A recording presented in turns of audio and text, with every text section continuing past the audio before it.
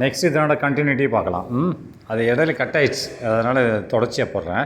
It plays a vital role in the arrangement of known species based on their similarities and dissimilarities. அப்போ சிமிலாரிட்டிஸ்னு என்னது அப்படின்னு பார்த்தீங்கன்னா ஒற்றுமைகள், டிஸ்சிமிலாரிட்டிஸ்னால் வேற்றுமைகள். அப்போ ஒற்றுமைகள் வேற்றுமைகள்னு என்ன அர்த்தம்? இப்போ 2 பேர் கிளாஸில் ஸ்டூடெண்ட்ஸ் இருக்காங்க, 50 பேர் ரைட்டா.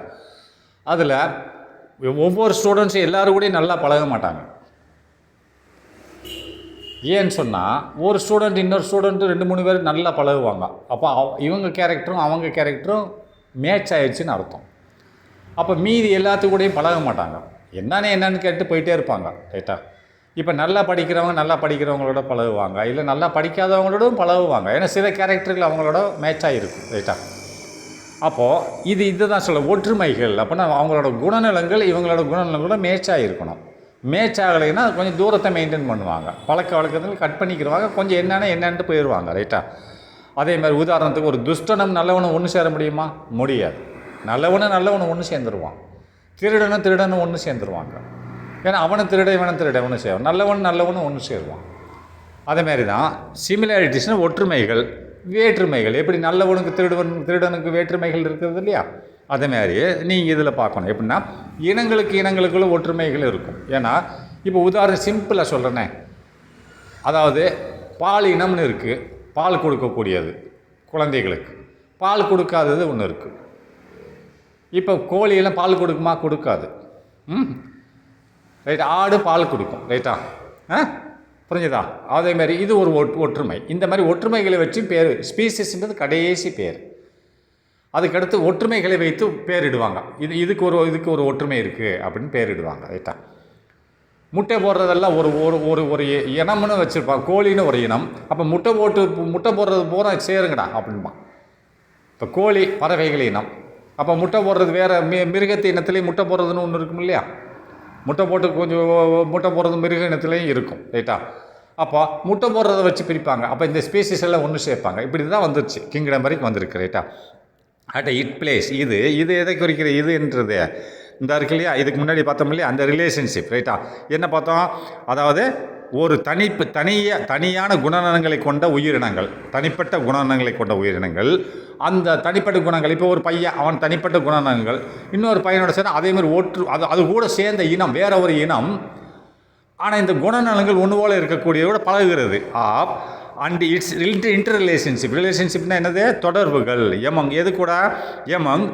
க்ளோஸ்லி ரிலேட்டட், நெருங்கிய தொடர்புடைய உயிரினங்கள் ரைட்டா. உயிரினங்களில் இனங்களோட இது தொடர்பு வைத்துக் கொள்கிறது. அதை அதிகமாக ஆராய்ந்து, டீப்பர் அண்டர்ஸ்டாண்ட் ஆராய்ந்து அதை கிளாசிஃபை பண்ணுறது, வகைப்படுத்துதல் மற்றும் குழுவாக செய்தல், குழுவாக பிரித்தல் ரைட்டா. அதைத்தான் சொல்கிறான், அதை தான் இட்டுன்னு குறிக்கிறான். இட்டுனா இந்த மாதிரி செய்கிற வேலைகளை ரைட்டா. ஒரு இனம் இன்னொரு இனத்தை கூட நல்ல நெருங்கிய தொடர்பு இருக்கிறது ரைட்டா. இந்த இனத்தோட குணமும் அந்த இனத்தோட குணமும் நெருங்கிய தொடர்பு இருக்கிறது ரைட்டா, ஏதாவது ஒரு கேரக்டரில். அப்போ இதை மட்டும் பார்த்துட்டு அதை கிளாஸிஃபை பண்ணுறது, அதை வகைப்படுத்துறது. இந்த இனமும் அந்த இனமும் இதில் தொடர்பு வச்சுருக்கு, நெருங்கிய தொடர்பு இருக்குது அப்படின்னா இந்த ரெண்டையும் ஒரே மாதிரி வைடா அப்படின்றான். அதான் சொல்கிறேன், இட் பிளேஸ் இது பங்கு வகிக்கிறது. A vital role in the arrangement of known species based on the similarities and dissimilarities. இது பங்கு வகிக்கிறது, இது முக்கியமான பங்கு வகிக்கிறது. வைட்டல் ரோல் இந்த அரேஞ்ச்மெண்ட்னா ஒழுங்கமைப்பதில். எதை ஒழுங்கமைப்பதில்? ஆஃப் நோன் ஸ்பீசஸ், தெரிஞ்ச இனங்கள். ஆஃப் நோன் ஸ்பீசஸ், தெரிந்த இனங்களை ஒழுங்கமைப்பதில் இது முக்கியமான பங்கு வகிக்கிறது. மேலே சொல்லப்பட்ட காரணங்கள். பேஸ்டான எதை சார்ந்து? Based on the similarities and dissimilarities. அப்படின்னா பேஸ்டான எதை சார்ந்து? சிமிலாரிட்டி ஒற்றுமைகள் அல்லது வேற்றுமைகள். ஒற்றுமையாக இருக்கக்கூடியது ஒரு குரூப்லேயும், வேற்றுமையாக இருக்கக்கூடிய இன்னொரு குரூப்லேயும் வைடான்றான் ரைட்டா. அதான் இது பங்கு வகிக்கிறது. எது முக்கியமான பங்கு வகிக்கிறது? இதுக்கு அரேஞ்ச்மெண்ட்ஸ்னால் ஒழுங்கமைப்பதில். ஆஃப் நோன் ஸ்பேசஸ், தெரிந்த இனங்களை ஒழுங்கமைப்பதில் முக்கியமான பங்கு வகிக்கிறது. பேஸ்டு ஆன் அப்படின்னா பேஸ்டு அதை சார்ந்து, சிமிலாரிட்டிஸ் ஒரே ஒத்த குணங்களை உள்ள ரைட்டா, அதாவது ஒரே ஒற்றுமைகள் உள்ள மற்றும் வேற்றுமைகள் உள்ள இனங்களை, தெரிந்த இனங்களை ஒருங்கமைப்பதில் முக்கியமான பங்கு வகிக்கிறது. அப்போ நியூமரஸ் கேரக்டர்ஸ் சச்சஸ், இந்த மாதிரி நியூமரஸ்க்கு ஏகப்பட்ட கேரக்டர் இருக்கும். ஒற்றுமைகள் வேற்றுமைகள்னால் ஒன்று தான் இருக்குமா? ஏகப்பட்டதை பார்ப்பாங்க ரைட்டா. எதுலையாவது ஒன்றில் இருந்ததுன்னா ஒன்றா செஞ்சு சேர்த்துருவாங்க. அப்போ நியூமரஸ் கேரக்டர்ஸ் அப்படின்னா பலதரப்பட்ட பண்புகளில் ஒற்றுமைகள் இருக்கா இல்லையான்னு பார்ப்பாங்க. ரைட்டா, ஏதாவது ஒன்றில் இருந்தால் கூட ஒன்றா சேர்க்கலாம். அப்போ நியூமரஸ் கேரக்டர்ஸ், அப்போ பலதரப்பட்ட பண்புகள் ஆகிய சச்சஸ்னா ஆகிய என்னது மார்ஃபாலஜின்னு என்னது உருவவியல், உருவமைப்பு. ரைட்டா, உருவமைப்பு பார்த்து கூட ஒரே மாதிரி வைக்கலாம். அல்லது ஜெனட்டிக் இன்ஃபர்மேஷன்னா தகவல், மரபணு தகவல், அதனோட மரபணுகளை வச்சு கூட ஒரு பண்பாக வச்சு கூட ஒருங்கிணைக்கலாம். அல்லது ஹெபிட்டேட்னா அது வாழும் இடங்கள். சிலது தண்ணியில் வாழும், சிலது ட்ரை ஃபாரஸ்ட்டில் வாழும், சிலது காடுகளில் வாழும். அதை வாழ்விடத்தை வச்சியும் நம்ம அதை தீர்மானிக்கலாம். அல்லது ஃபீடிங் பேட்டர்ன். அப்படி ஃபீடிங் பேட்டர்ன் என்னது உணவு முறை. ஃபீடிங்னா உணவு, ஃபேட்னா முறை, உணவு முறையை வச்சு நம்ம தீர்மானிக்கலாம். அண்ட் அடாப்டேஷனா பரிணாமம். அடாப்டேஷன் என்னது, அதாவது தகவமைப்பும்பாங்க. தகவமைப்புனா இப்போ அடாப்டேஷன்னா அதுக்கு தக்கன மாறிக்கிறது. எப்படி மனுஷன் குளிர்ச்சியான இடத்துலையும் இருக்கான், வெப்பமானத்துலேயே இருக்கு, அதுக்கு தக்கன மாறிக்கிறான் இல்லையா, அதை தகவமைப்புன்னு சொல்லுவாங்க. அடாப்டேஷன்னா அதற்கு ஏற்றவாறு மாறிக்கொள்ளுதல். ரைட்டா, சூழ்நிலைக்கு ஏற்றவாறு மாறிக்கொள்ளுதல் தான் அடாப்டேஷன். அப்படின்னா தகவமைப்புன்னு சொல்லுவாங்க. அண்டு எவாலுவேஷன் பரிணாமம்னா அதோட வளர்ச்சிகள் எப்படி வேகமாக வளர்ச்சி அடைகிறது. வளர்ந்துட்டு போகிறது இல்லை, பரிணாமம் எடுக்கிறது. அதாவது வளர்ச்சிகள்னால் வளர்றது சேர்த்து தான் அதோட கேரக்டர், அந்த வளர்ச்சிகள் எல்லாத்தையும் சேர்த்து தான் பரிணாமம்னு சொல்லுவாங்க. ரைட்டா, இதெல்லாம் என்னவாக இருக்கிறது, நியூமரஸ், ஒவ்வொரு பண்புகளாக, பலதரப்பட்ட பண்புகளாக இருக்கிறது. இந்த பண்புகள் ஏதாவது ஒரு பண்பை எடுத்து ஒற்றுமை இருக்கா இல்லை வேற்றுமை இருக்கா, சிமிலாரிட்டிஸ் பார்த்து அதை நம்ம கிளாசிஃபிகேஷன் பண்ணணும். ரைட்டா, கிளாசிஃபிகேஷன் அண்டு குரூப்பிங் பண்ணுறது தான் மேலே சொல்லப்பட்டது. ரைட்டா, அண்டு ஆர் எக்ஸாமின்டு, இவைகளை அனைத்தும் எக்ஸாமின்னா பரிசோதனை செய்யப்படுகிறது. எப்போ before an organisation is named. அப்போ பிஃபோர்னா ஒரு உயிரினம் பெயரிடப்படுவதற்கு முன்பாக, பிஃபோர்னா முன்பாக. எப்போ அன் ஆர்கனிசம் ஒரு உயிரினம் இஸ் நேம்டு, ஒரு உயிரினத்துக்கு பெயர் வைப்பதற்கு முன்பாக இவைகள் பரிசோதனை பண்ணப்படுகிறது. இவைகள்னா மேலே சொல்லப்பட்டது. ரைட்டா, மேலே என்ன சொல்ல, மார்பாலஜி, ஜெனட்டிக் இன்ஃபர்மேஷன், இதெல்லாம். ரைட்டா, next, one of the primary responsibilities of systematic biology is the development of biological nomenclature and classification. அப்படின்னா ஒன் ஆஃப் த பிரைமரினா ஆரம்பகால பொறுப்பாகிய. ரைட்டா, அப்போ சிஸ்டமேட்டிக் பயாலஜினா முறையான உயிரியல்னு அர்த்தம். முறையான உயிரியல் இருக்கிறது. எவ்வாறாக இருக்கிறது, is the development of biological nomenclature. அதாவது டெவலப்மெண்ட்டாக முன்னேற்றம் ஆஃப் த பயாலஜிக்கல் நாமினிகுலேச்சர்னா, அதாவது பயாலஜினா உயிரியல் பெயரிடுதல், நாமினிகுலேச்சர்னது பெயரிடுதல். எதில், உயிரியலில் பெயரிடுதல். உயிரினங்களுக்கு பெயரிடுதல் அர்த்தம். உயிரியல் பெயரிடுதல் அண்டு கிளாசிஃபிகேஷன், வகைப்படுத்துதல். ரைட்டா, உயிரினங்கள், அது டெவலப்மெண்ட், உயிரினங்களுக்கு பெயரிடுதல் மற்றும் அதை வகைப்படுத்துதலில் முன்னேற்றங்கள். டெவலப்மெண்ட் ஆஃப் பயாலஜிக்கல்னா பயாலஜிக்கல் நாமினிகுலேச்சர், உயிரினங்களுக்கு பெயரிடுதல். அப்போ ரைட்டா, உயிரியல் பெயரிடுதல்னு சொல்லுவாங்க. அப்போ உயிரியல்னா உயிர் உள்ளவற்றுக்கு பெயரிடுதல்னு அர்த்தம். ரைட்டா, அதோட முன்னேற்றம் அண்டு கிளாசிஃபிகேஷன், அதை பெயரிட்டு வகைப்படுத்துதல். ரைட்டா, பெயரை வச்சதுக்கப்புறம் தான் வகைப்படுத்த முடியும். முன்னாடி ஏதாவது நிற்குது, பெயர் வைக்காமல் எப்படி வகைப்படுத்துவீங்க? அப்போ தான் அதில் உள்ள முன்னேற்றங்கள் அதான் எவ்வாறாக இருக்கிறது, சிஸ்டமேட்டிக் பயாலஜி என்று பயாலஜியின் பொறுப்புகள் என்று சொல்லப்படுகிறது. சிஸ்டமேட்டிக் பயாலஜினா முறையான உயிரியல். ரைட்டா, முறையான உயிரியல் பொறுப்புகள் என்று சொல்லப்போ ஒன் ஆஃப் த பிரைமரி, ஒரு பிரைமரினா முதன்மையான பொறுப்பாக சொல்லப்படுகிறது. அப்படின்னா இப்போ திரும்பி படிக்கிறோம்னாக்கா, ஒன் ஆஃப் த பிரைமரி ரெஸ்பான்சிபிலிட்டிஸ்னால் ஒரு முதன்மையான ஒரு பொறுப்பு என்பது ஒன் ஆஃப் த முக்கியமான பொறுப்புகளில் ஒன்று. ரைட்டா, ஒன் ஆஃப் த பிரைமரி ரெஸ்பான்சிபிலிட்டினா முக்கியமான பொறுப்புகளில் ஒன்று. என்னது பொறுப்புனா சிஸ்டமேட்டிக் பயாலஜி அப்படின்னா முறையான உயிரியலில், சிஸ்டமேட்டிக் பயாலஜி முறையான உயிரியல் என்பதன் ஒரு முதன்மையான பொறுப்பு என்பது எவ்வாறாக இருக்கிறது, இருக்கிறது. எப்படின்னா development of biological nomenclature and classification, இதுதான் முக்கியமான ஒன்றாக இருக்கிறது பொறுப்பாக. சிஸ்டமேட்டிக் பயாலஜினா உயிரியல், முறையான உயிரியலில் பொறுப்பான ஒன்றாக எது இருக்கிறதுனா இது கீழ்கண்டது. டெவலப்மெண்ட் முன்னேற்றம், எது உயிரியல் பெயரிடுவதல் மற்றும் அதை வகைப்படுத்தல், பயாலஜிக்கல் கிளாசிஃபிகேஷன் அண்டு டெவலப்மெண்ட். அப்போ உயிரியலில் பெயரிடுதல் மற்றும் வகைப்படுத்துதலில் உள்ள முன்னேற்றம். அப்புறம் ஒரு பொருளை பார்த்து அதுக்கு பெயரிடணும், அப்புறம் வகைப்பாட்டு பண்ணணும், அதில் நம்ம முன்னேற்றம் காணணும், அதிகமாக செய்யணும் இந்த வேலையை. இந்த வேலையை என்ன சொல்கிறான்னு சொன்னால் ஒரு ஒரு one of the primary responsibility, ஒரு ஆரம்ப கட்ட பொறுப்பாக இருக்கிறது. எதுக்கு? சிஸ்டமேட்டிக் பயாலஜின்னா முறையான ஒரு பயாலஜின்ற சப்ஜெக்ட்டுக்கு முதல்ல நீங்கள் செய்ய வேண்டியது என்னன்னு சொன்னால், அந்த பயாலஜிக்கல் அது உயிரினத்தோட பெயரிடணும், அதுக்கடுத்து வகைப்பாடு செயலில் முன்னேற்றம் காணணும். அதுதான் முறையான பயாலஜி என்று சொல்கிறார்கள்.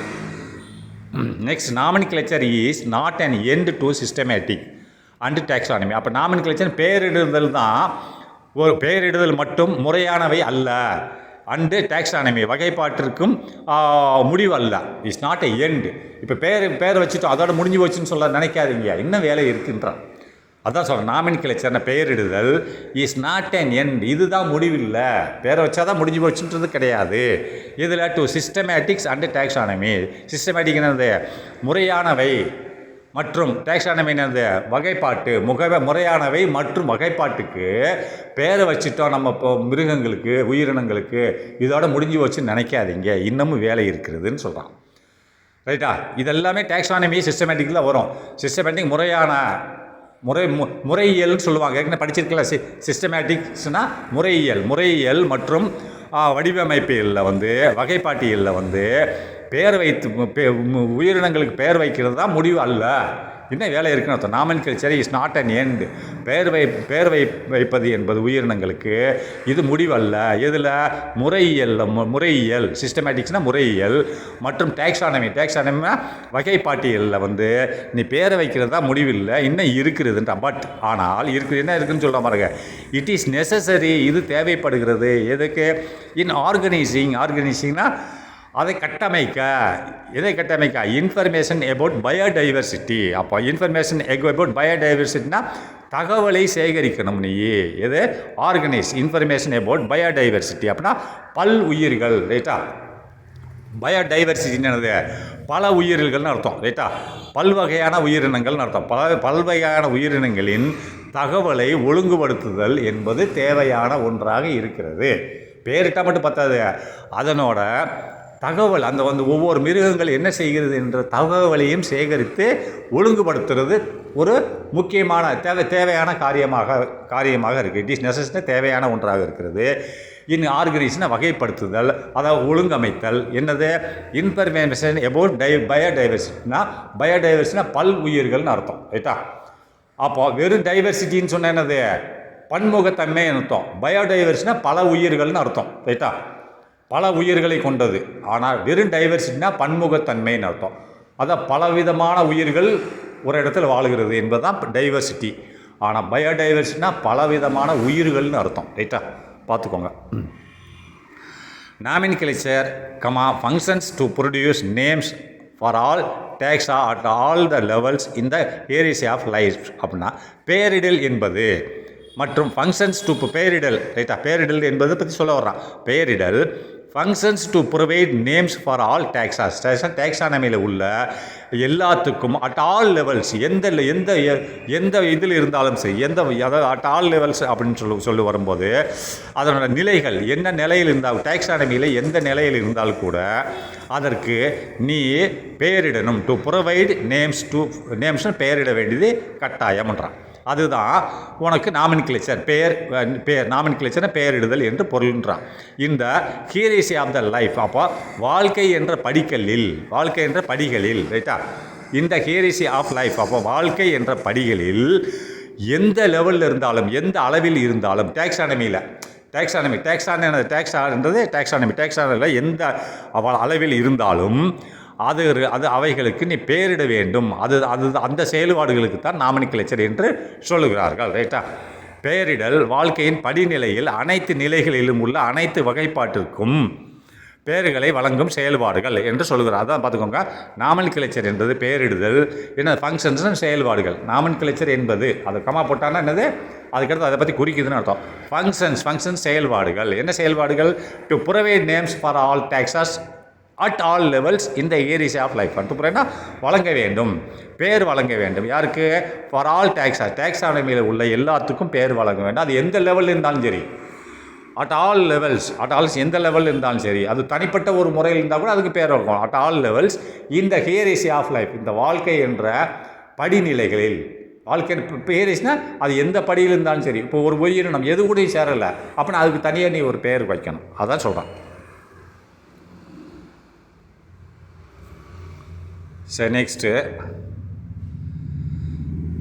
அது முடிஞ்சிச்சு. அடுத்து naming of the organism is done based on the guidelines. கைட்லைன்ஸ்னால் வழிகாட்டு முறைகள். ரைட்டா? இப்போ நீங்கள் ஸ்கூல்ஸ் மாணவர்கள் ஒரு வழிகாட்டு முறைகள் பிரகாரம் தான் ஸ்கூலுக்கு போகணும். 9 மணிக்கு வரணும் ஸ்கூலுக்கு, 9:05 பெல் அடிக்கணும், 9:10 டீச்சர் பாடம் நடத்தணும், ஒரு பீரியட் 45 நிமிஷம். இதெல்லாம் வழிகாட்டு முறைகள். வழிகாட்டுவது யார்? ஹெச்எம். ரைட்டா? ஹெச்எம் வழிகாட்டுதலை வழங்குவார். அதே நீங்கள்லாம் அதுக்கு செயல்பட்டு ஆக வேண்டும். ரைட்டா? அதான் கைட்லைன்ஸ், வழிகாட்டு முறைகள். நேமிங் ஆஃப் த ஆர்கனிசம் அப்படின்னா உயிரினங்களுக்கு பெயரிடுதல் என்பது இஸ் டன் நடக்கிறது. உயிரினங்களுக்கு பெயரிடுதல் நடக்கிறது. எப்படி? Based on the guidelines. கைட்லைன்ஸ்னால் என்னது? அதாவது வழிகாட்டுதலின் அடிப்படையில் உயிரினங்களுக்கு பெயரிடுதல் நடக்கிறது. பேஸ்டான அதை சார்ந்து, பேஸ்ட் ஆன் த கைட்லைன்ஸ். வழிகாட்டுதலின் அடிப்படையில், பேஸ்னா அதன் அடிப்படையில் எது? உயிரினங்களுக்கு நேமிங் ஆஃப் ஆர்கனிசம், உயிரினங்களுக்கு பெயரிடுதல் நடக்கிறது. ரைட்டா? முடிஞ்சு. ஓகே.